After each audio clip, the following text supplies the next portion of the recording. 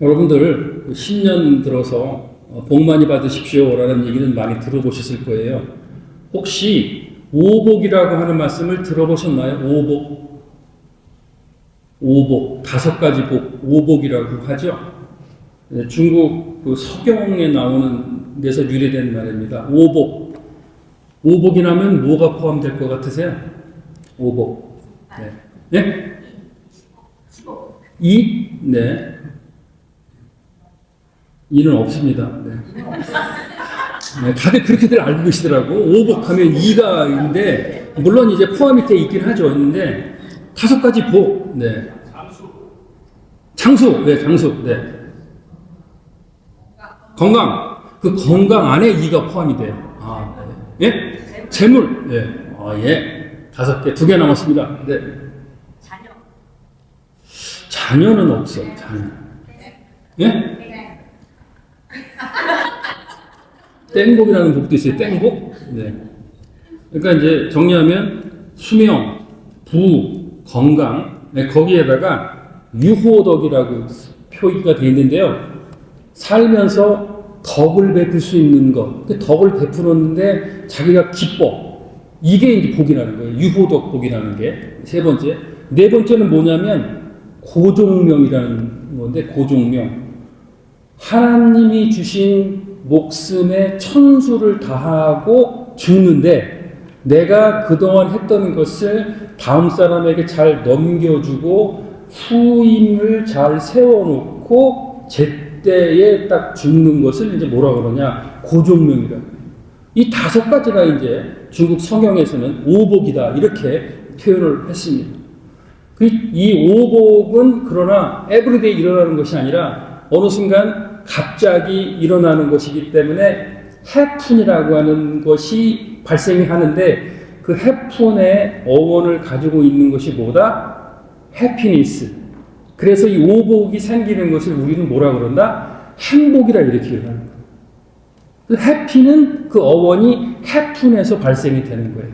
그런데 이제 2025년 새롭게 시작하는 가운데 우리가 가져야 될 것은 그 축복이라고 하는 개념에 꼭 가져야 될 게 뭐냐면 우리가 하나님의 은혜를 받는 것을 우리가 축복이라고 얘기를 하는데 그 축복이라고 하는 것을 뭐라고 그러냐? 블레싱이라고 한단 말이에요. 근데 블레싱의 어원은 어디서 나왔다? 블러드. 피에서 나왔는데 그 피가 어떤 피다? 예수 그리스도의 보혈의 공로의 피라고 하는 것이에요. 그래서 우리는 항상 세상 사람들과 다르게 구별되는 예수 그리스도를 믿는 크리스찬으로서 꼭 가져야 될 게 뭐냐면 요한 3서 1장에서 2장 나오는 말씀이 있죠. 내 영혼이 잘된 것 같이. 그러니까 먼저 중요한 것은 세상에서 있는 오복이 아니라 내 영혼이 잘 돼야 된다. 그리고 범사가 잘 되고 강건해야 된다라고 하는 것이죠.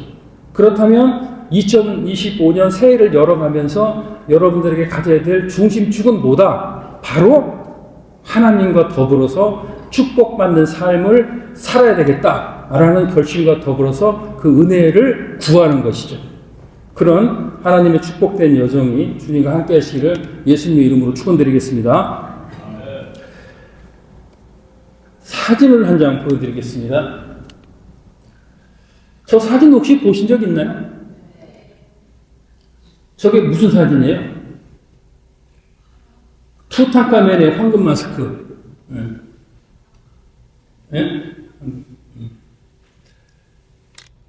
지미 카터 대통령이 작년에 돌아가셨죠? 2024년에 돌아가셨고 지미 카터 대통령이 1924년에 출생을 했습니다. 생일을 지났기 때문에 100살이 넘었죠. 카터. 그런데 그 발굴하시는 분 중에서 영국에 그 하워드 카터라는 분이 계셨습니다. 그런데 하워드 카터가 한 게 뭐냐면 이집트 나일강 유역에 있는 왕가의 묘역이라는 무덤이라는 곳에서 이렇게 옛날에 왕들의 무덤을 발견하는 일을 전문직으로 했던 사람입니다. 그런데 이미 람세스라든가 이런 그 왕가들이 있는 무덤이 위치가 대략 어딘지 알아서 전부 다 어느 정도 이렇게 다 유물들이 나오고 다 위치가 확인이 됐어요. 그런데 카터가 태어나기 바로 이제 그 2년 전에 1922년에 집안 사람인 거예요. 스페인도 똑같아요. 하월드 카트가 그 어떤 지명을 발견해가지고 땅을 파기 시작했는데 거기서 저게 나온 게 바로 투탕카멘이라고 하는 모든 것이 다 황금입니다. 엄청난 양의 모든 부장품, 미라에다 하는 덮는 거 해가지고 그 나온 것 중에 그 유명한 것이 뭐냐면 사람이 이제 이렇게 있다 보면 미라가 되면 보기가 흉측하니까 그것을 이제 덮은 거예요, 저게. 그 투탕카멘이라는 그 이름을 지어준 거고. 그래서 이제 그 하워드 카터에게 물어봅니다. 아니, 이 왕가의 계곡을 많은 사람들이 다녀봤는데, 아니, 어떻게 이렇게 이것을 발견하게 됐습니까? 라고 기자가 물어보니까, 하워드 카터가 그런 얘기를 했어요. 나는 모아 디깅, 조금 더 깊이 팠을 뿐이다. 이런 얘기를 했어요. 그러니까 남들은 다 와서 파보고 했는데 흔적이 안 보여. 철수. 그런데 이제 하워드 카터는 조금만 더 깊이 판 거예요. 그랬더니 나온 게 저 투탕카멘이 나오기 시작해요. 저게 지금 이집트 박물관에 그대로 있다고 하는데 나도 이집트 한번 가고 싶은 분 있으면 한번 꼭 가서 보시도록 하세요. 우리가 요한복음을 이렇게 강해를 시작을 하는 이유는 뭐냐면 요한복음 다 아는 내용 같고 다 이렇게 옛날에 많이 또 요한복음 좋아하시는 목사님도 많아서 요한복음 강해를 많이 들어서 그 소리가 그 소리라고 생각하시는데 이제 우리는 요한복음을 강해를 하면서 조금만 더 깊이 파시기 바랍니다. 모아 디깅. 그러다 보면 이제 이 요한복음이 주는 여러 가지 것이 여러분들의 것이 되는 것이에요. 그리고 성경 통독을 할 때 이제 쭉 읽으면 15시간, 20시간 걸리는 가운데 이런 생각도 나시고 저런 생각도 나셨는데 내가 생각지도 못했던 걸 생각할 때가 있어요. 그게 바로 성령이 주는 조명이고 그런 가운데서 내 눈에 들어오지 않았던 이 구절이 20년 통독 기간에 읽게 된다. 그것은 바로 뭐다? 성령의 조명하심으로 여러분들에게 주시는 하나님의 말씀인 것입니다. 그래서 이제 우리가 조금 습관적으로 할 수 있는 게 다 아는 얘기인데 그 얘기 아니야 라고 생각하는데 앞으로 성경을 대하실 때는 투탕카멘의 황금 마스크를 기억하시면서 조금만 더 깊이 파자. 조금만 더 안으로 들어가자. 그리고 이 안으로 들어갔을 때 이 메시지가 나한테 주는 게 뭐냐라고 하는 것을 2025년에 꼭 알아볼 수 있도록 여러분들에게 부탁의 말씀을 드립니다. 영화 기법을 보게 되면 이렇게 영화가 순차적으로 쭉 진행이 되는데 영화를 시작할 때 보면 맨 끝부분이 먼저 앞에 한번 딱 나와요. 그리고 난 다음에 끝부분이 나왔는데 영화를 쭉 풀어가는 것이 있습니다. 이 기법 혹시 뭔지 아세요? 결론을 앞으로 당겨놓고 그리고 나중에 영화를 쭉 풀어가는 거예요. 이것이 영화에서 나오는 기법인데 그 영화 기법이 뭐냐면 플래시 포워드라는 기법입니다. 플래시 포워드. 그러니까 플래시라고 하는 것은 뭐예요? 빛이잖아요. 빛이 미래를 향해 결론을 향해 가서 팍 비춰버린다. 그 비친 것을 앞으로 끌어와서 보게 하고 그것을 쭉 풀어나가는 기법이 바로 뭐다? 플래시 포워드 기법. 반대로 이제 플래시백이라고 하는 건 있어요. 과거로 막 돌아가서 그렇게 시작하는 기법이 있는데 오늘 우리가 요한복음 강해를 시작을 하는데 요한복음 강해를 1장 1절부터 안 하고 20장 이제 30절 31절 요한복음은 21장까지 있죠. 그래서 여기를 프레시 포워드로 갔는데 여기에 보면 왜 프레시 포워드가 됐냐면 바로 요한복음을 기록한 목적이 나와버렸네. 그러니까 영화를 볼 때도 결론이 뭔가를 알게 되고 또 그 다음에 책을 읽을 때 결론을 알게 되는데 요한복음을 시작을 하려고 하는데 저자가 이 책이 기록된 목적이 뭐다라고 결론을 갖다가 딱 얘기하고 밝힌 것이 오늘 본문의 내용이에요. 요한복음. 여러분들이 이제 보면 신앙생활을 처음 시작하려고 하는 사람들이나 또 올해 10년이나 성경을 읽어야 되겠다고 하면 우리가 구약에는 뭘부터 읽어보라고 그렇게 말씀하세요? 구약 성경 구약을 읽으라고 하면 대개 보면 구약은 자 자신 있게 창세기를 읽어보라고 그러죠. 창세기에 뭐가 포함이 되어 있나요? 창세기는 천지를 창조하셨는데 그 천지를 창조하신 인간이 어떻게 했죠? 타락했어요. 타락해서 그것을 타락한 사람을 다시 어떻게 했죠? 구원하셨죠. 그리고 회복하는 이런 메시지를 가지고 있는 책이 바로 창세기입니다. 그래서 구약은 읽을 때 먼저 창세기를 읽으십시오라고 얘기하는 것이고 창세기는 모든 성경의 프레임과 같은 그런 뼈대 역할을 제공을 하고 있는 것이죠. 그러면 신약은 그러면 어떤 책부터 읽으라고 권유를 해드리나요? 신약 성경은 여러분들 읽었죠? 1월 1일 날 마태복음부터 나와서 쭉 나오는데 그런 공간복음을 먼저 읽으라 그러지 않고 대개의 경우에는 요한복음을 먼저 읽으라 이렇게 얘기를 합니다. 요한복음. 네. 그만큼 요한복음이 이렇게 창세기에서 갖고 있는 창조, 타락, 그리고 구원, 회복이라고 하는 사이클의 역사를 동일하게 가지고 있는 그런 모습을 보여주고 있습니다.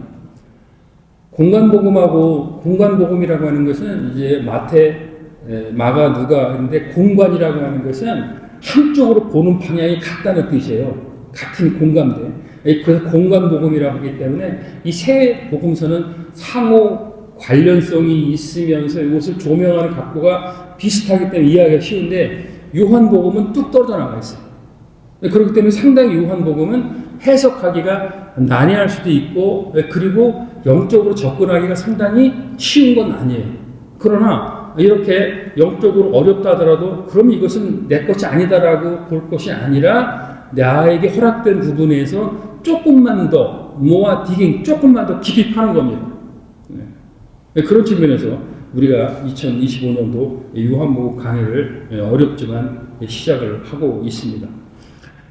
요한복음은 총 22장으로 구성되어 있는 책입니다. 1장은 서론에 해당이 되고요. 그리고 이 책은 크게 두 덩어리로 나눠져 있는데 1장부터 12장까지를 이렇게 하나 덩어리로 나눌 수 있는데 이 1장, 12장 나누는 것을 뭐라 그러냐면 바로 표적의 책이다 라는 말을 우리가 사용을 합니다. 이적은 뭐고 또 표적은 뭡니까? 라고 구별을 정확히 하실 수 있으세요? 이적. 그리고 지금 제가 말씀드린 것은 표적의 책이다 라고 이렇게 얘기를 했습니다. 우리가 이렇게 성경책을 읽다 보면 이적이라고 하는 것을 영어 표현으로 바꾸면 뭐로 바꾼다? 미라클로 바꾼다. 미라클. 이적은 미라클이에요. 그런데 여기서 이제 보면은 영어 성경에 사인이라고 이렇게 표기가 됐는데 이 사인을 우리말로 바꾸면 뭐가 된다? 바로 표적이 된다. 근데 요한복음은 이적의 책이 아니에요. 미라클의 책이 아니라 요한복음은 뭐다? 표적의 책이다. 사인의 책이다라고 하는 것이죠.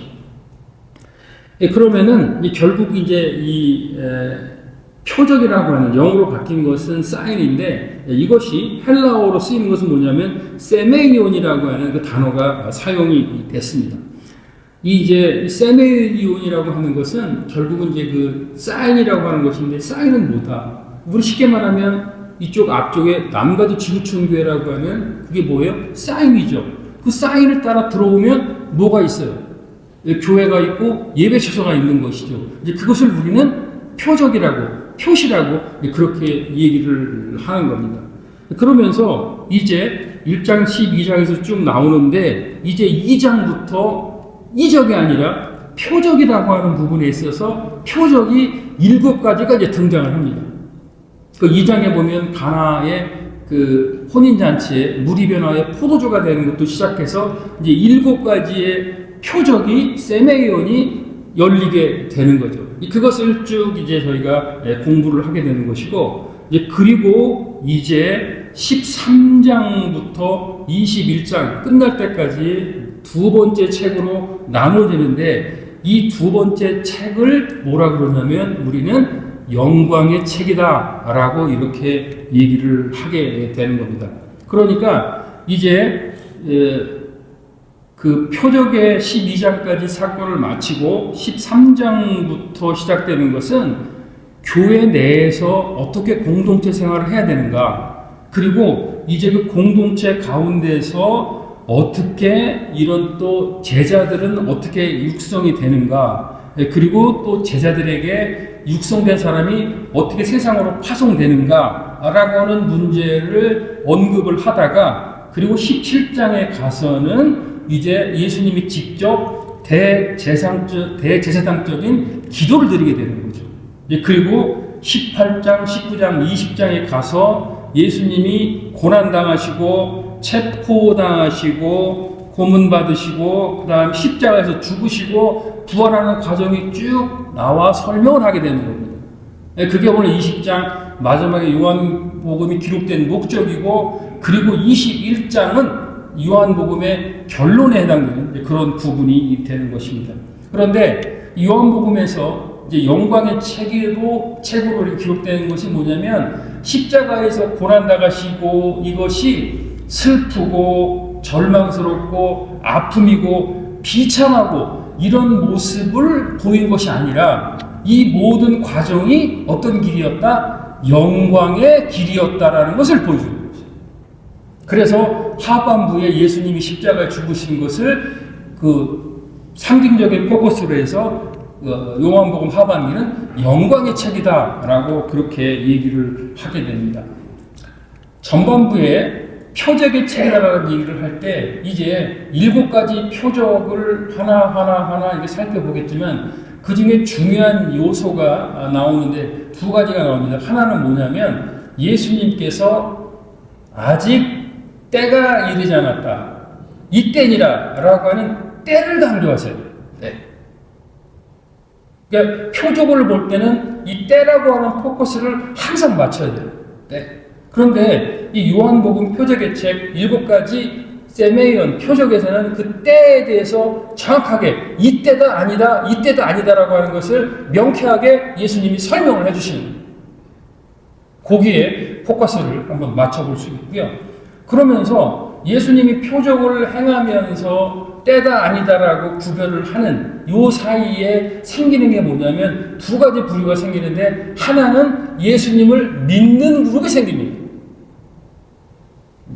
그런데 예수님을 믿지 않는 그룹이 나오는 게 아니라, 예수님을 믿지 않는 것이 아니라 예수님을 안 믿을 뿐더러 예수를 믿는 사람을 반대로 해서 공격해서 적대시하는 그 그룹이 생겨요. 요한복음은 이렇게 영적으로 어떤 한 가지만을 딱 보는 게 아니라, 이게 고구마나 감자 꽃이 펴서 이렇게 열매를 밑에 뿌리가 있는데, 그것이 뭐 꽃이 하나 폈다고 해서 이게 그 열매가, 고구마 감자가 하나만 열리는 게 아니잖아요. 그 줄기를 갖다 뽑으면 그 고구마 감자가 두루룩 올라오잖아요. 어떤 건 너다덥게, 어떤 건 막 뽑히지도 않을 정도.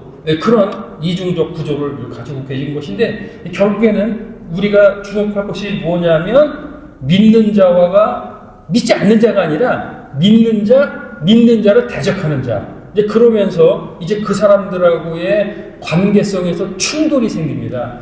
충돌이 생기고, 그러다 보니 충돌 가운데 기존에 있던 대제사장들이든 종교 서기관 이런 분들하고 충돌이 생기게 되고, 그 충돌로 인해서 결국은 기득권이 새로운 신형 불교인 예수 그리스도를 결국은 종교재판을 회부해서 십자가에 못 박혀 죽이는 사건까지 발생을 하는 것인데, 그 모든 것이 뭐로 연관이 되냐면, 이제 십자가에서 죽으신 영광의 길로서의 그것을 밝히는 것이다 라는 것을 전제를 해서 요한복음에 접근을 하시면 되는 겁니다.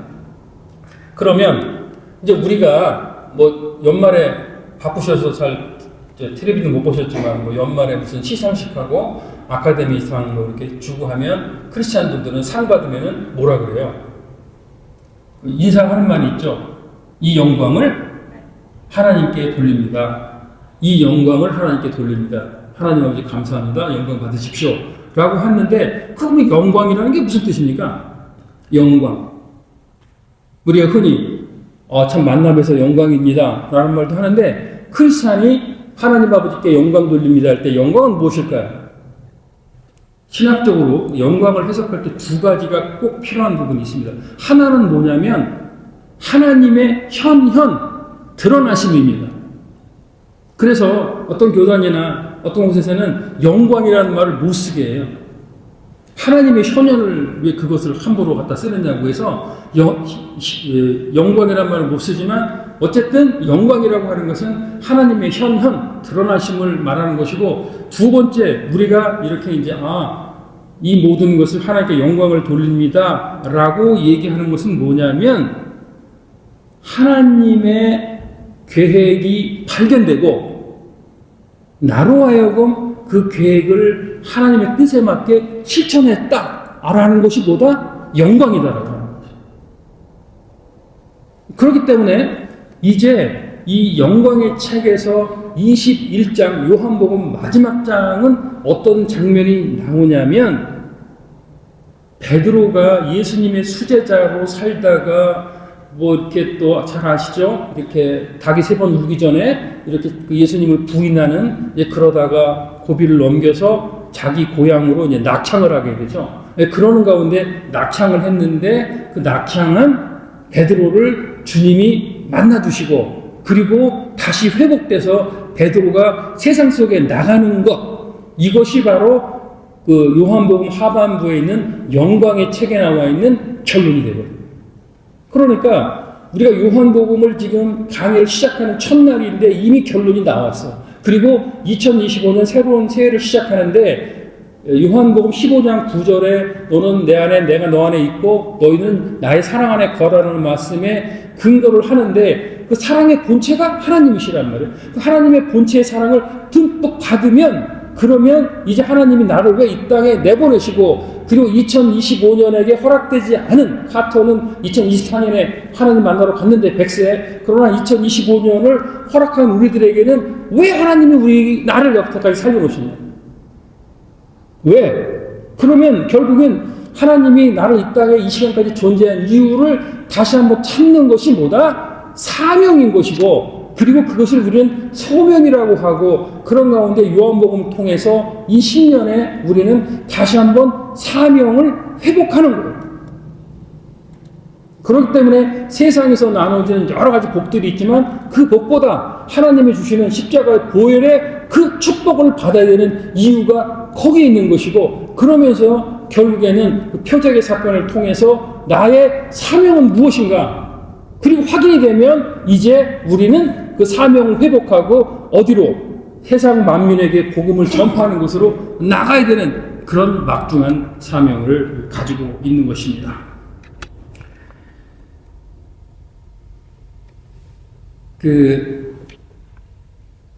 어떤 책에서 봤던 내용인데요.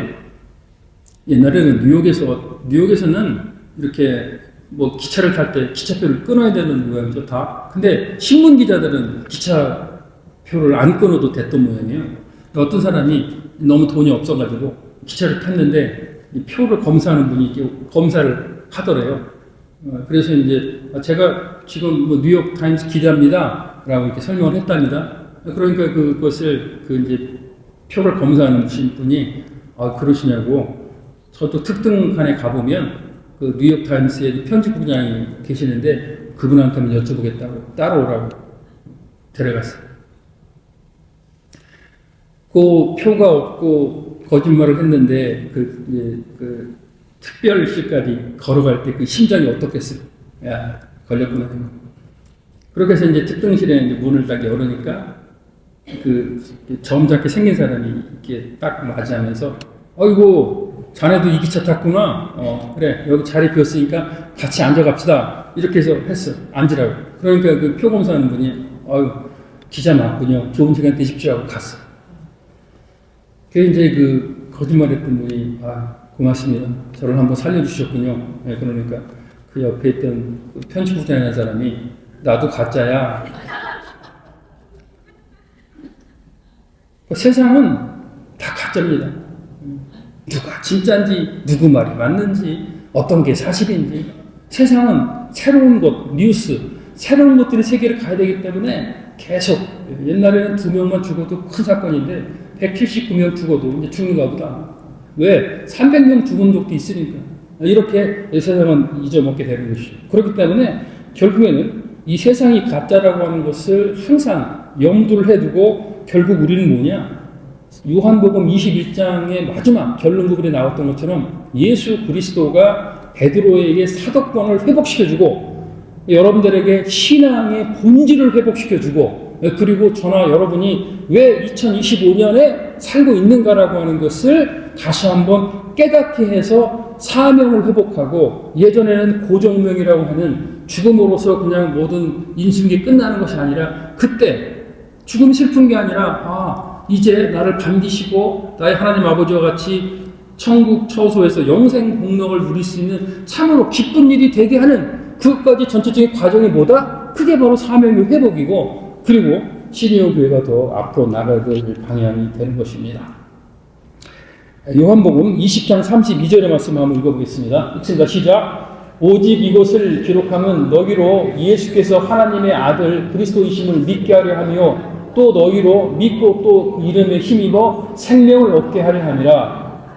여기서 이제 이 요한복음이 기록된 목적이 나옵니다. 책을 쓴 이유가 딱 나와요. 이유가 뭐냐면 너희로 예수께서 하나님의 아들 그리스도이심을 믿게 하람이라. 요한복음 20장 3절의 말씀이 신학에서 말하는 기독론의 본체입니다. 기독론. 그러니까 예수 그리스도이라고 하는 예수는 곧 그리스도 하나님의 아들이다라고 하는 그것을 얘기를 해주고 있는 것이죠.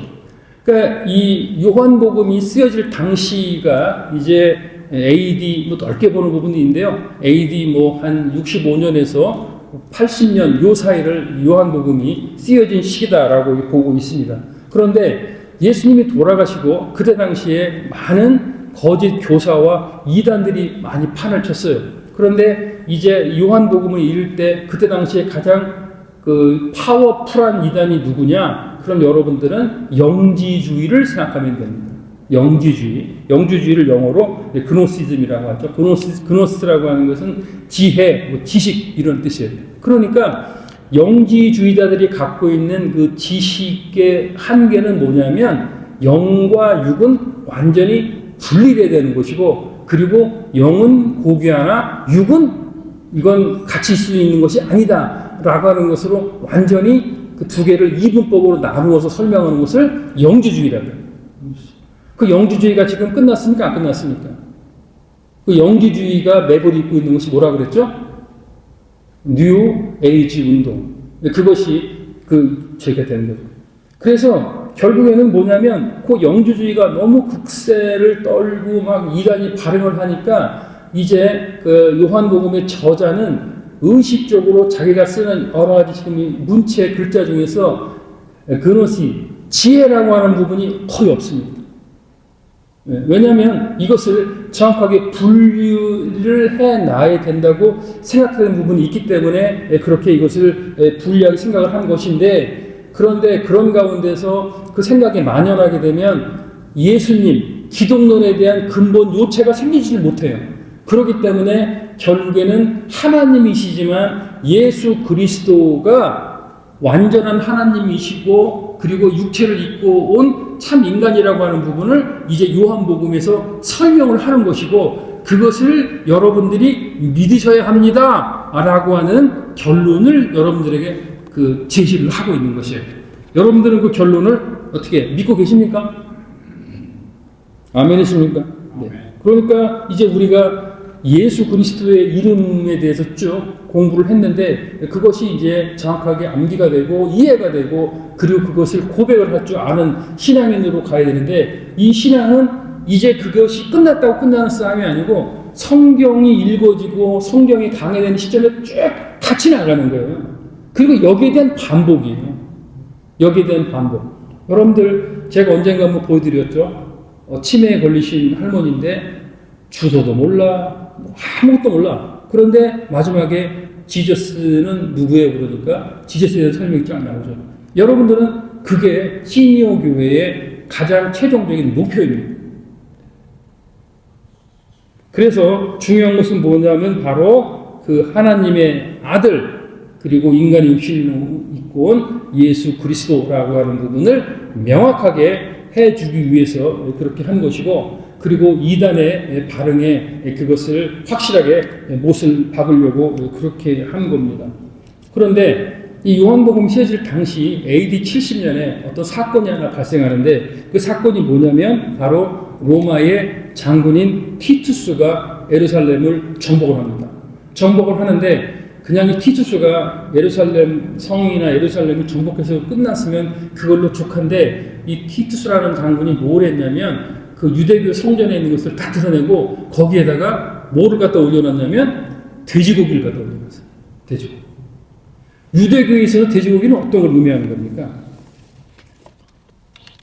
그러니까 완전히 모욕을 줘도 이렇게 큰 모욕을 줄 수 없는 것이 바로 유대교 본당에다가 이렇게 돼지고기를 갖다 놓는 것이죠. 그렇기 때문에 결국에는 뭐다? 영적인 부분에 있어서 이것이 필요한 부분이 뭐냐면, 이 목적이 두 가지가 뭐냐면, 예수 그리스도라고 하는 기독론과 더불어서 예수가 그리스도라고 하는 것을 알게 되면 경건이 어떤 모양을 가져야 되는가라는 것을 우리들에게 말씀을 해주고 있는 것이에요. 경건이라고 하는 부분에 있어서 예수 그리스도가 나의 친구 되시고 나의 소망 되시기 때문에 편하고 가깝게 느낄 수도 있지만, 그러나 그분은 우리를 구원해 주신 분이고 천국 초소에 우리와 함께 있을 영원한 참 하나님이라는 것을 동시에 이렇게 요한복음의 기술 목적을 기록하고 있는 것입니다. 그러면 이제 마지막으로 요한복음의 저자는 누굽니까? 네? 요한이요? 어떤 요한이요? 침례, 세례했던 요한이 쓴 책이죠? 네. 그 요한은 아닙니다. 네. 그 요한은 별도 요한이고, 네. 그래서 이 사도 요한은 이제 구별을 하려고 하면, 이제 그 성경에 보면 야고보라는 이름이 좀 세네 개 나오죠? 그 중에 대표적인 게 뭡니까? 사도 요한의 형, 야고보가 나오죠? 제임스. 네. 그러니까 야고보서를 쓴 사람이 누구냐면 사도 요한의 형이에요. 제임스. 이제 그리고 야고보라는 이름을 쓰는 사람이 그 알페오의 아들 야고보가 나오고, 그 다음에 이제 그 예수님의 동생도 하나 나오죠. 그런데 이제 이 사도 요한이 그 요한복음을 쓰는 것은 정확한 정서로 받아들이고 있고, 요한은 100세 정도 살았을 것으로 이렇게 추정을 하고 있습니다. 그래서 그 사도 요한이 쓴 책이 몇 권의 책이 있나요? 5권이 있죠.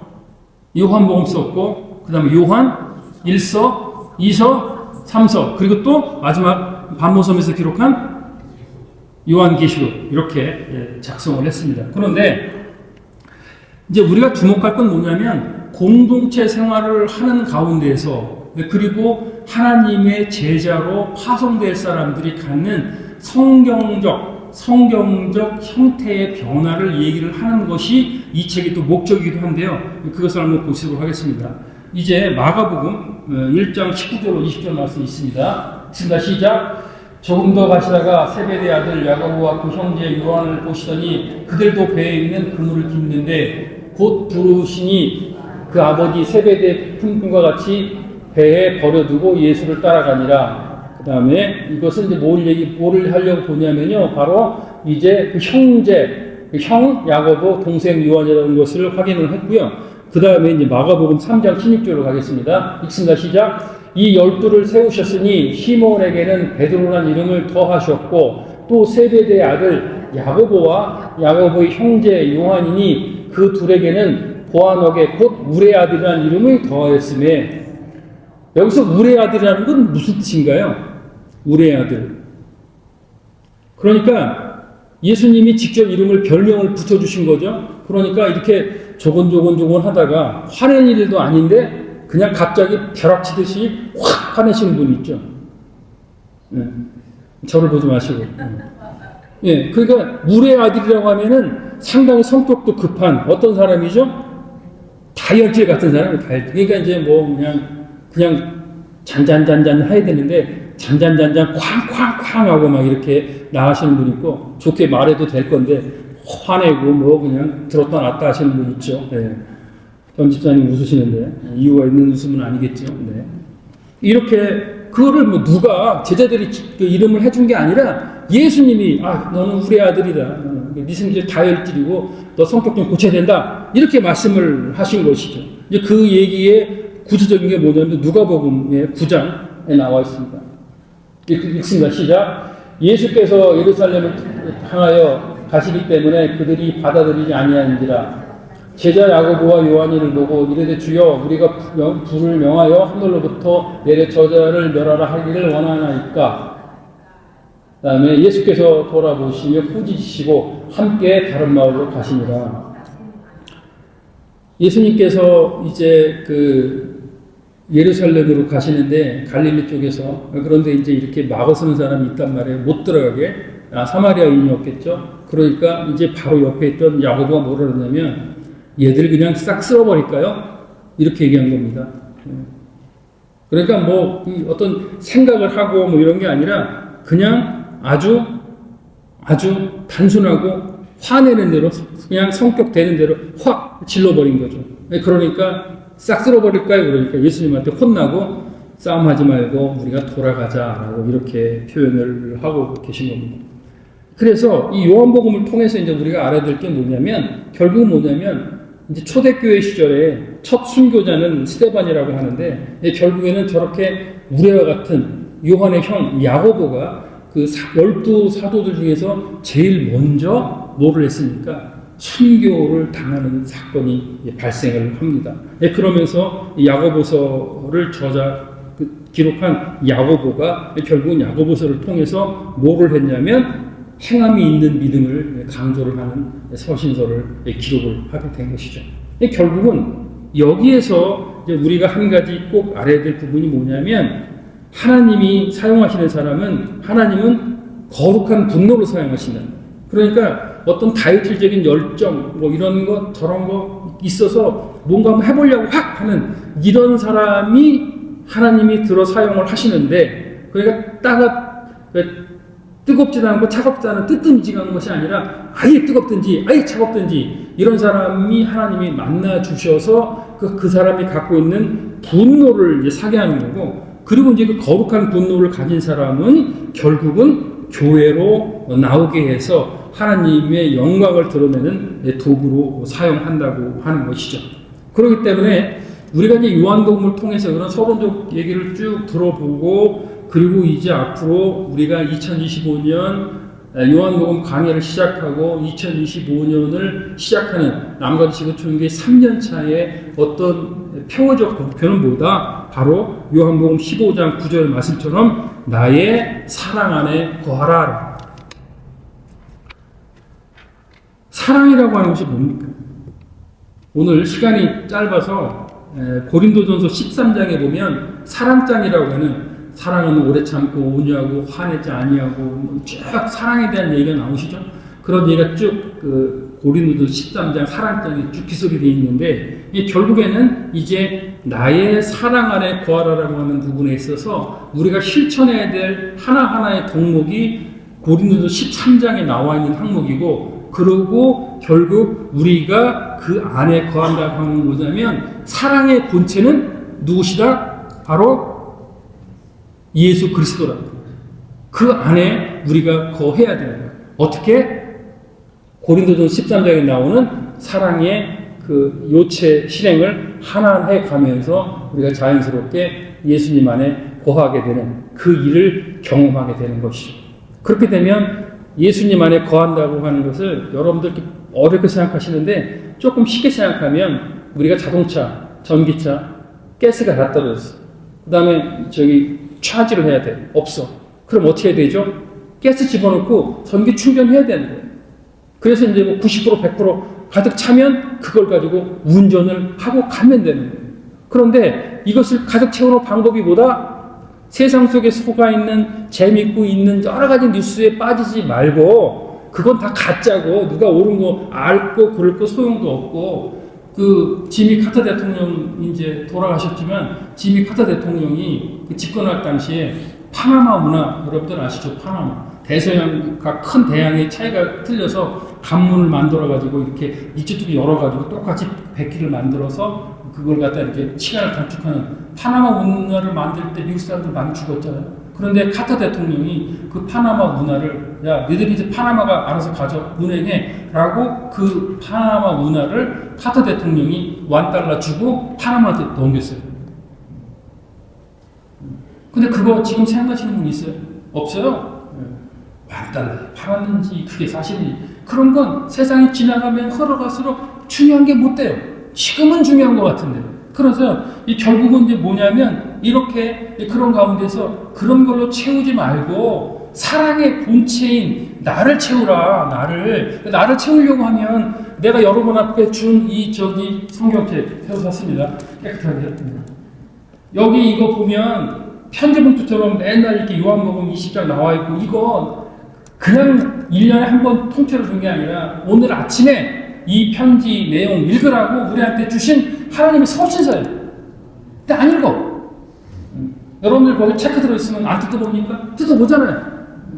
그런데 이것을 이제 성경을 읽음으로 해서 그 하나님의 가스를 채우셔야 되고 그리고 뭐를 통해서 세상에 여러 가지 좋은 노래도 많고 아름다운 노래 있지만 찬송을 통해서 내 마음을 정화하고 그리고 내 뜻이 아니라 하나님 뜻이 이루어질 수 있도록 기도하고 그리고 패스팅하는 것은 살을 빼고 옆가게 나오려는 것이 아니라 내가 이렇게까지 살았던 여러 가지 세상적인 욕망과 나의 힘을 이제 좀 내려놓고 주님이 원하는 방법, 주님의 뜻을 살겠습니다 라고 생각해서 나가는 것이 바로 뭐다? 그것이 바로 사랑을 충족하는 길이고 그 사랑을 우리가 회복하는 길이고 그러고 나면 우리가 남가지 거처럼 3년차 그런 충만한 이제 어떤 사랑의 에너지로 가득 채우게 되면 이제 그것이 바깥으로 표출되는 것이 4년차, 5년차 때 표출하게 되는 것이고 그 표출의 요체는 바로 뭐다?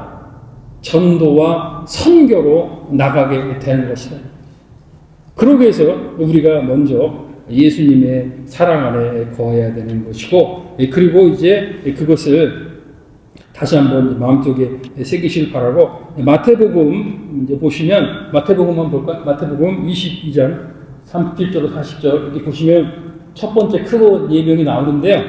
그리고 이거 다시 한번 읽어보시고 저기 주보 있습니다. 이제 그리고 요한복음 1서로 넘어가겠습니다. 요한복음 넘어가시고 다 같이 있습니다. 시작.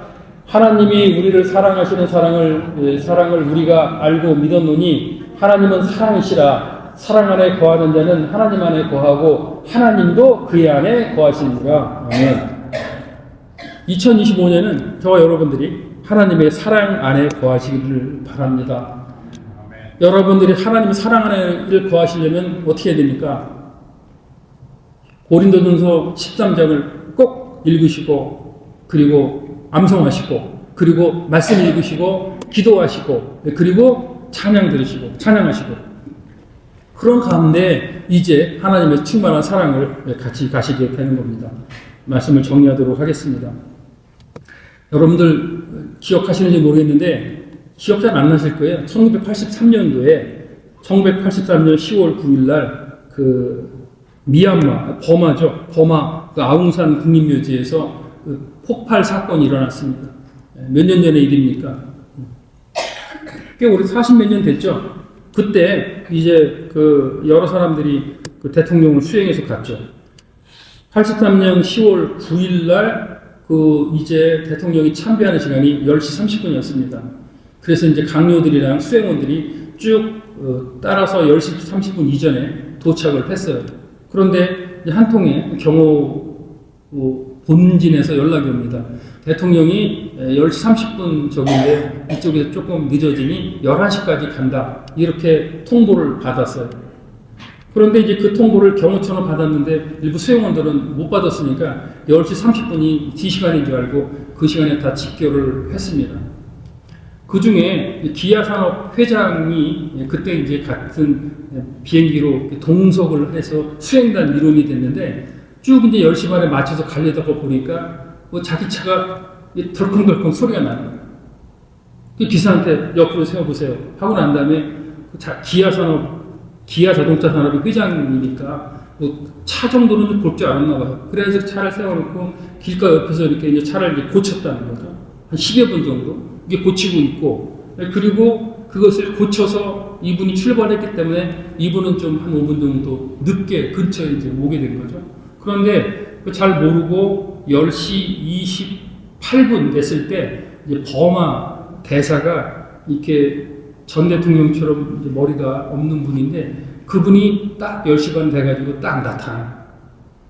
그러는데 다른 사람들은 저분이 버마 대사구나는 걸 알아. 그런데 그거 10시 반에 오기로 해서 숨어있고 폭발을 누를 사람은 보니까 비슷한 사람이 떴네?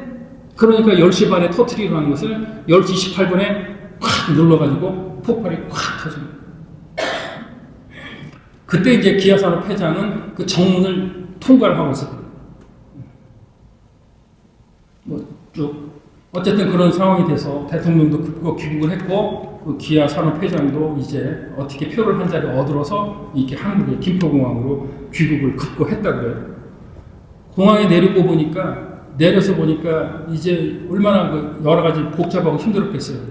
택시를 타고 딱 탔는데 그 기사가 물어봤대요. 어디로 갈까요? 어디로 모실까요? 그 사람이 한 말이 교회로 갑시다.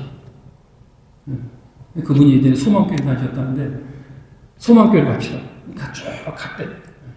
걱정도 되고 어떻게 되나 도착을 했답니다. 근데 그게 새벽에 이제 이렇게 5시 전에 아마 도착을 했나 봐요. 교회에. 그래서 이제 돈을 내려고 이렇게 보니까 지갑이 없는 지갑. 그래서 내가 교회를 출석을 하는데 지금 아무래도 새벽기도 시간이어서 지금 사람이 없는데 조금만 기다리시라고 많은 사람이 있으면 내가 이제 돈을 빌려서 돈을 갚겠습니다 라고 그렇게 얘기를 하고 새벽 기도가 끝나고 난 다음에 아는 사람을 만나서 돈을 빌려서 돈을 주고 자기가 들어와서 예배당에서 기도를 했다. 그분의 전기에 나오는 내용입니다. 그 이후로 이제 여러 가지 슬퍼가 있고 지금도 살아계시긴 하지만 여러 가지 운명도 있고 힘든 부분도 있죠. 2025년에 여러분들의 발걸음은 이렇게 세상으로 향하지 말고 교회로 향하시기를 주님의 이름으로 축원드립니다. 교회에서 하는 일, 여러분들 그냥 기분 내키는 대로 하는 일이 하나도 없습니다.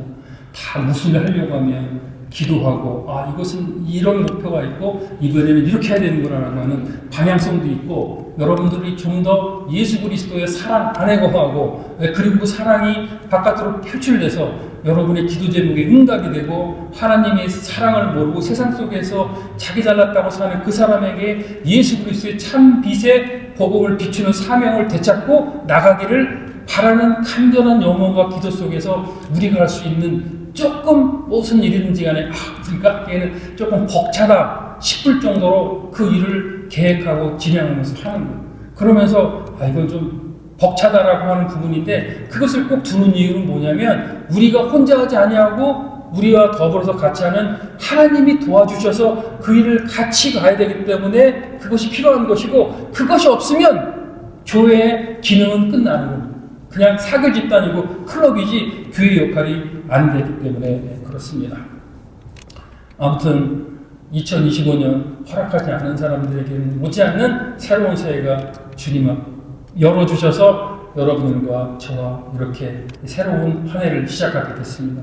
바라기는 교회를 세우는 2년여 과정에서 여러 가지 마음 아픈 적도 많으셨고 힘든 점도 많으셨습니다. 이제는 2025년에는 바로 예수님의 본체인 사랑 안에서 편안하게 거하시면서 그 사랑을 충족하게 넘치게 그렇게 받으셔서 결국에는 그 넘친 사랑이 바깥으로 흘러내보내서 예수 그리스도의 향기를 만방에 전하는 저와 여러분이 되셔서 사명이 회복되시는 2025년 한 해가 되시기를 주님의 이름으로 축원드립니다.